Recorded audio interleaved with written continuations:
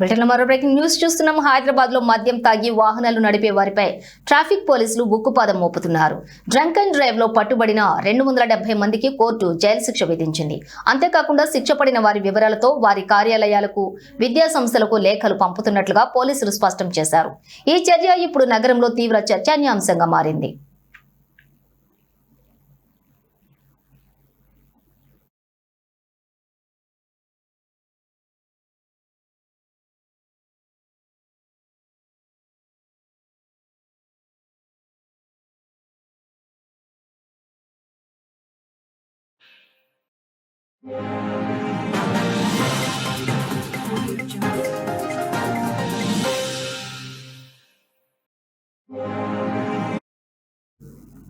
ఇక 2025 డిసెంబర్ 24 నుంచి 31 వరకు హైదరాబాద్ ట్రాఫిక్ పోలీసులు నిర్వహించిన స్పెషల్ డ్రైవ్ లో పట్టుబడిన వారిపై కేసులు నమోదు చేసి కోర్టులో హాజరుపరిచారు.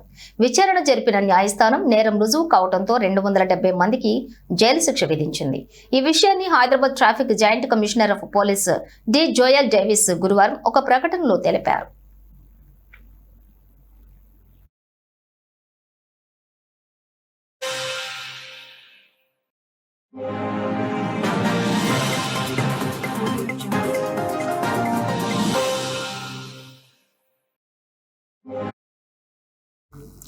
ఈ సందర్భంగా ఆయన మాట్లాడుతూ శిక్ష పడిన వారు పనిచేస్తున్నా లేదా చదువుకుంటున్న సంస్థలకు వారి వివరాలతో లేఖలు పంపిస్తున్నాం. వారిపై అవసరమైన చర్యలు తీసుకోవాలని కోరుతున్నాం అని వివరించారు. రోడ్డు భద్రతను పెంచడం, ప్రమాదాలను నివారించడమే లక్ష్యంగా ఈ కఠిన చర్యలు తీసుకుంటున్నట్లు ఆయన పేర్కొన్నారు. భవిష్యత్తులోనూ ఇలాంటి స్పెషల్ డ్రైవ్లు కొనసాగుతాయని హెచ్చరించారు. తాగి వాహనం నడపడం తీవ్రమైన నేరమని, పట్టుబడితే కఠిన పరిణామాలు తప్పవని స్పష్టం చేశారు.